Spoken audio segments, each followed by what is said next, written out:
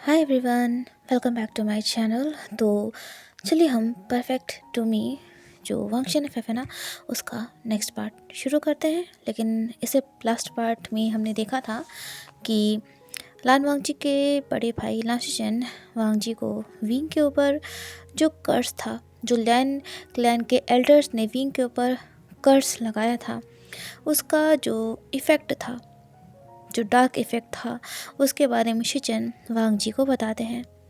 वो वांगजी से कहते हैं कि विंग को खुद से ही इस कर्ज से फाइट बैक करना होगा, वरना इस कर्ज से लड़ना और इस कर्ज को रिमूव करना आसान नहीं था। वांगजी बहुत गौर से अपने भाई की बात सुन रहा था, लेकिन उसने उनके इस सॉल्यूशन के लिए साफ साफ मना कर दिया। बिल्कुल भी पॉसिबल नहीं था, ऐसा हो ही नहीं सकता था कि वो विंग को किसी भी पेन के थ्रू उसे कैरी ऑन करने दे। मतलब वो विंग को किसी भी तरीके से पेन के थ्रू गुजरने नहीं दे सकता था। ये तो उसी तरह से होता ना कि वो खुद से, यानी कि वांगजी खुद से ही पनिशमेंट रॉड से अपने हस्बैंड की पिटाई करता। शिचन ने वांगजी से बहस करते हुए कहा, वांगजी मेरी बात को समझो, सिर्फ यही एकमात्र रास्ता है जिससे हम विंग के ऊपर लगे हुए कर्ज को तोड़ सकते हैं। लेकिन वांगजी ने नाम में अपना सिर हिलाया और कहा, नहीं ब्रदर, मैं अपने हस्बैंड को दर्द से गुजरने नहीं दूंगा, मैं कोई ना कोई रास्ता ढूंढ लूँगा। ये सुनकर शिचन ने एक दुख भरी सांस ली और उन्होंने कहा, तो फिर ठीक है वांगजी, मुझे ऐसा लगता है कि इस मैटर पर अब हमारे बीच में कुछ भी बात करने के लिए नहीं बचा हुआ है। वांगजी ने अपने भाई को बो किया और वहाँ से पीछे मुड़कर जाने लगा। जब वांगजी लाइब्रेरी से निकल रहा था, तभी उसके सामने लानकुरैन भी आ गए, जो कि उधर ही आ रहे थे। तो लानकुरैन बोले, वांगजी वेवुशियन कैसा है? वांगजी, जो कि ऑलरेडी काफ़ी बैड मूड में था, वो गुस्से में बड़बड़ाते हुए बोला, नाटक मत करिए, विंग की क्या करने का। और ये कहकर वांगजी तेज़ कदमों से वहाँ से निकल गया। लानकुरैन चुपचाप अपने नेफ्यू को वहाँ से जाते हुए देख रहे थे। उनके चेहरे के एक्सप्रेशंस काफ़ी कॉम्प्लिकेटेड थे। मतलब उन्हें खुद समझ में नहीं आ रहा था कि आखिरकार ये सिचुएशन है कैसी और विंग कैसे इस सब से निकलेगा।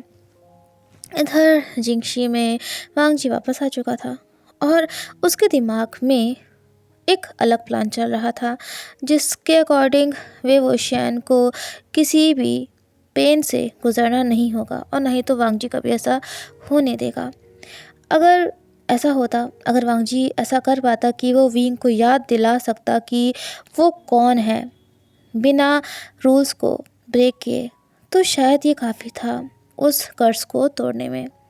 और यही बात लिए हुए वांगजी वेवोशियन को हिल्स के पीछे ले करके गया, जहाँ पर रैबिट्स ने अपना घर बना के रखा हुआ था। वांगजी और वेवुशियन ग्रास पर बैठे हुए थे और उन प्यारे प्यारे क्यूट से रैबिट्स को देख रहे थे।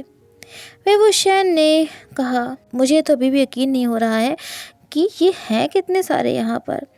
और वो काफ़ी ना एक्साइटेड भी था उन रैबिट्स को देखकर। तो वांगजी ने धीरे से कहा, उसने कहा कि ये क्लाउड रिसर्च को काफ़ी खूबसूरत बनाते हैं। ये सुनते ही वेवुशियन ने हल्का सा स्माइल किया, तभी वो हंसते हंसते चुप हो गया। ये देखकर वांगजी फिर बहुत उदास हो गया। वांगजी कहता है, विंग, हम अकेले हैं, तुम जैसे मर्जी हो वैसे हंस सकते हो, जो मर्जी हो कर सकते हो, ये रूल्स के खिलाफ नहीं है। लेकिन विंग ने ना में अपना सिर हिलाया और कहा, नहीं, बिना किसी रीज़न के हंसना नहीं चाहिए। और ये सुनकर वांगजी बहुत उदास हो गए थे, क्योंकि विंग था ही ऐसा हंसने मुस्कुराने वाला, सबसे अच्छे से बात करने वाला, और जो खुशी कुछ देर के लिए आई थी वो फिर से गायब सी हो गई। तभी वांगजी ने वेवुशियन का हाथ अपने हाथ में पकड़ा और कहा, एक रीज़न था। वांगजी ने विंग से बहस करी, लेकिन जब उसने विंग के चेहरे पर जो स्ट्रेस के जो एक्सप्रेशंस थे ना वो देखे, तो फिर उसने इस बात को और नहीं बढ़ाया। आखिरकार वो, यानी कि वांगजी नहीं चाहता था कि एक्सीडेंटली विंग किसी भी रूल को तोड़े। वांगजी ऐसा कभी नहीं चाहता था। बहुत ही पीसफुल मोमेंट था। और इस बीच में वांगजी ने एक और तरीका डिसाइड किया।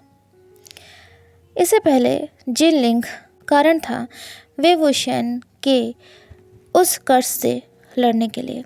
हमने देखा था ना पिछले पार्ट में कि कैसे जब जिनलिंग रोया था तो उसे देखकर कुछ पल के लिए वेवोशियन उस कर्ज से लड़ने की कोशिश कर रहा था और अपने ओरिजिनल फॉर्म में आ गया था। उसके नेफ्यू के प्रति उसके प्यार ने उसे उस कर्ज से लड़ने में हिम्मत दी थी। जो पत्थर की आयरन की वॉल्स बन गई थी ना, जिन्होंने ओरिजिनल विंग को छुपा दिया था, कहीं ना कहीं वो विंग बाहर आ गया था। लान वांगजी ने धीरे से विंग से कहा, विंग, मुझे सेक्ट लीडर जिन के साथ तुम्हारी रात कैसे बीती उसके बारे में बताओ। और इस बारे में हमें बात करने का मौका नहीं मिला था। ये सुनते ही वेवोशियन के चेहरे पर हल्की सी स्माइल आ गई। वो बोला, सेक्ट लीडर जिन एक पावरफुल कल्टीवेटर के रूप में ग्रो कर रहे हैं। वो और लैन शुजुई ने बिना किसी मदद के अकेले ही एक डीमन को अपने आप मार गिराया। और मुझे तो चेन शी, लेकिन वेवोशियन अपनी बात को कंप्लीट नहीं कर पाया था और उसे अपनी बॉडी में बहुत तेज़ पेन महसूस होता है। वांगजी ने विंग को अपने बाहों में पकड़ लिया था, तुरंत ही पकड़ लिया था क्योंकि विंग बहुत पेन में हो गया। तो बोला, विंग। विंग लड़खड़ा कर वांगजी के सीने से टकरा गया। वांगजी विंग के बॉडी में जो उसकी डिसबैलेंस्ड शी थी ना, उसको महसूस कर पा रहा था बिना उसके मेरिडियंस पर फोकस किए हुए। तभी अचानक से कुछ ऐसा हुआ जो वांगजी ने कभी नहीं सोचा था। विंग रिपीट करने लगा कुछ वर्ड्स को, अपनी मनमर्जी मत करो, अपने आप को ज़्यादा ओवर स्मार्ट मत दिखाओ, उल्टे सीधे वर्ड्स का यूज़ मत करो, सीधा रास्ता अपनाओ और गलत रास्ते को कभी मत चुनो। ये सारे वर्ड्स विंग लगातार रिपीट करता जा रहा था। वांगजी को पता था कि कुछ लैंड रूल्स ऐसे थे जो कॉन्ट्रडिक्टरी थे, मतलब वो सही नहीं थे, लेकिन आज से पहले वो इनके प्रति इतना क्लियर नहीं था। वो अपने हस्बैंड यानी कि विंग को हेल्पलेसली देख रहा था कि कैसे विंग खुद से ही लड़ रहा था उस कर्ज से आज़ाद होने में। कितना पेन में था वो, लेकिन ये काफ़ी इम्पॉसिबल था उसके लिए। तभी वांगजी ने अपने हस्बैंड यानी कि विंग का फेस अपने हाथ में पकड़ा और विंग को फोर्स किया उसकी तरफ देखने के लिए। वांगजी कहता है, विंग, विंग मेरी तरफ देखो, मेरी बात सुनो।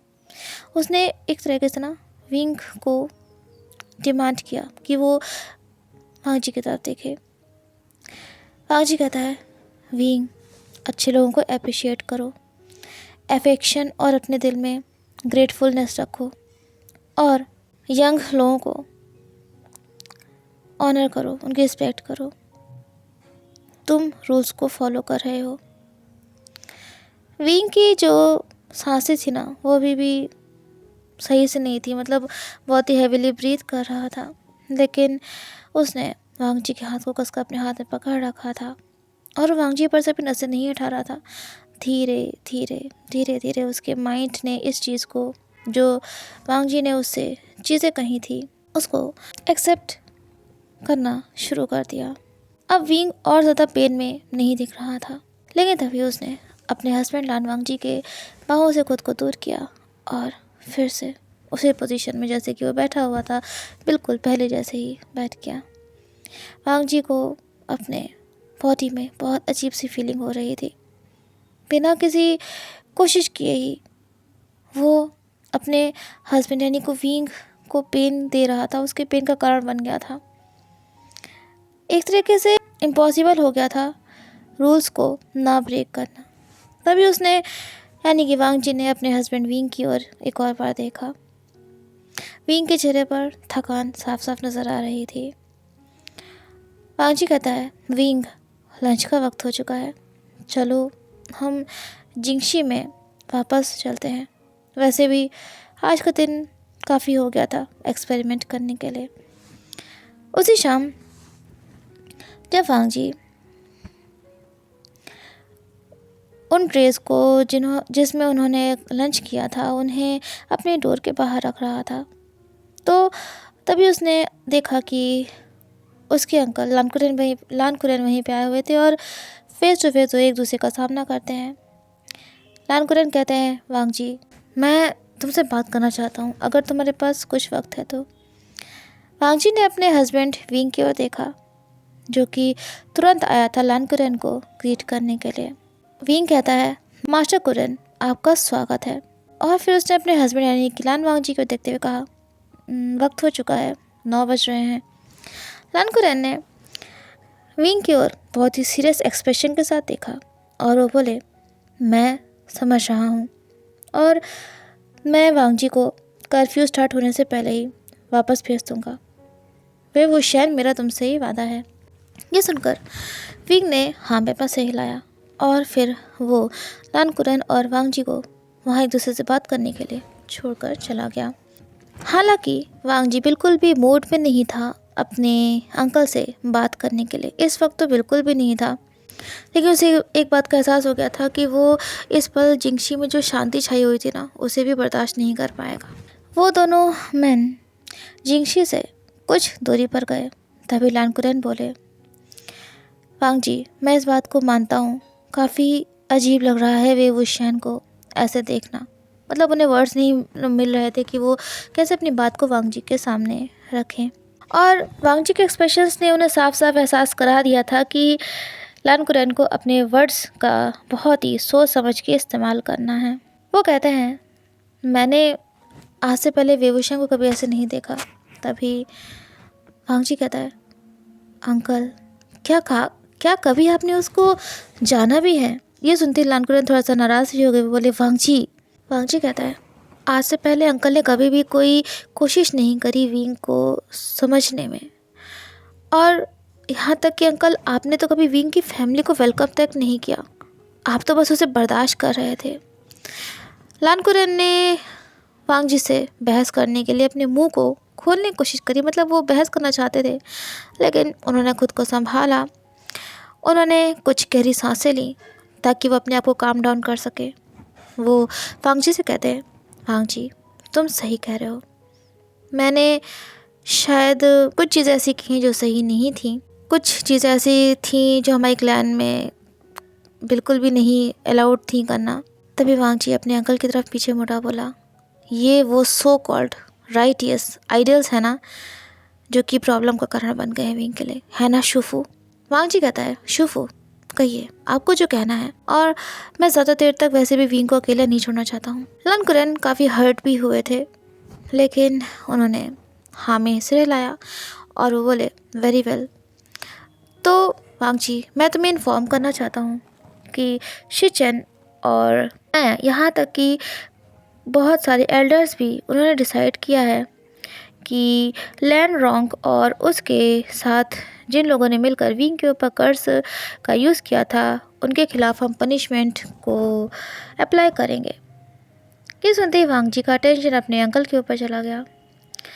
लान कुरैन कहते हैं कि उन्हें परमानेंटली यानी कि हमेशा के लिए लैन सेक्ट से बाहर निकाल दिया जाएगा और एक विल दूसरे मेजर सेक्ट्स को भेजी जाएगी कि कोई भी किसी भी तरीके से अगर उनके साथ, यानी कि जिन्हें लैंड सेक्ट से बाहर किया जा रहा है, उनके साथ मिलने की कोशिश करी या हमारे खिलाफ विद्रोह करने की कोशिश करी, तो ये उनके लिए अच्छा नहीं होगा।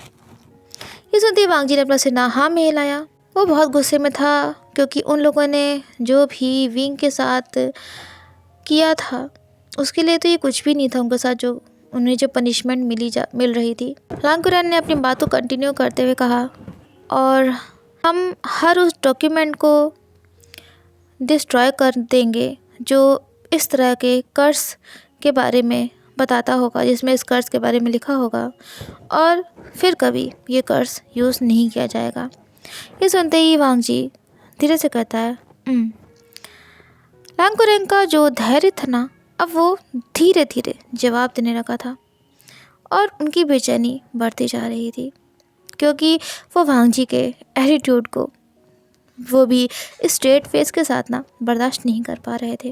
वो कहते हैं, वांग जी, क्या तुम इस इंसिडेंट की वजह से पूरी तरह से हमारे अपनी क्लैन से अलग कर लोगे? वांग जी ने बिना किसी हेजिटेशन के कहा, मैं अपने विंग की सेफ्टी और उसकी खुशी के लिए कुछ भी करने के लिए तैयार हूँ अंकल, मैं कुछ भी करूँगा। लान कुरैन अब और ज़्यादा बेचैन हो गए। वो कहते हैं वांग जी, मैं और क्या करूं कि तुम्हें ऐसा एहसास हो कि वे वो शैन यहाँ पर सेफ रहेगा। उन लोगों को तो मैं निकालने का आदेश दिया है जिन्होंने तुम्हारे पार्टनर को हर्ट किया है, और हम पब्लिकली सबके सामने उनके एक्शंस के बारे में सबको बताएंगे। तो वांग जी कहता है, अंकल, मेरे हस्बैंड की हैप्पीनेस मेरे लिए उतनी ही मैटर करती जितनी कि उसकी सेफ्टी।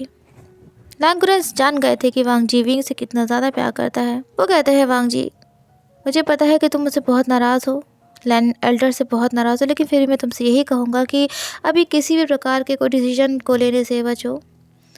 और जब भी तुम कोई डिसीजन लेना और तुम्हें मेरी जो सिंसियरिटी है उस पर यकीन ना हो, तो कम से कम अपने भाई के बारे में सोचना कि अगर तुम यहाँ से चले गए तो उसका क्या होगा। लान कुरैन के चेहरे पर काफ़ी सैड एक्सप्रेशंस थे। वो बोले, वांग जी, शिचन पहले ही काफ़ी कुछ खो चुका है। लान वांग जी अच्छे से जानता था और वो इस बात को डिनाई भी नहीं कर सकता था कि शिचन ने बहुत ज़्यादा सफ़र किया था। लॉजिकली उसे पता था कि शिचन और लान कुरैन का विंग के साथ जो भी हुआ था उसके साथ कुछ भी लेना देना नहीं है, लेकिन इस बात को जानने के बावजूद भी वांग जी के दिल में जो गुस्से की आग जल रही थी ना, उसमें कोई सुकून नहीं था। वो अपने परिवार से बहुत प्यार करता था, लेकिन कहीं ना कहीं उसका परिवार डायरेक्टली या इनडायरेक्टली विंग को हार्म करने के लिए ज़िम्मेदार था। और वांग जी को पूरा यकीन भी नहीं था कि क्या ये प्यार अब रह भी गया था। कुछ टाइम बाद वांग जी ने अपने अंकल की ओर देखा और वो बोला, अंकल, मैं विंग के बिना कोई डिसीजन नहीं लूँगा। ये एक प्रॉमिस था जो वो इस समय अपने अंकल से कर सकता था। वांग जी की बात सुनकर लान कुरैन ने अपने लिप्स को हल्का सा प्रेस किया और फिर वो और वांग जी अपने अपने सेपरेट वेज में चले गए, यानी कि लान कुरैन अपने रास्ते चले गए और वांग जी जिंगशी में विंग के पास वापस चला गया।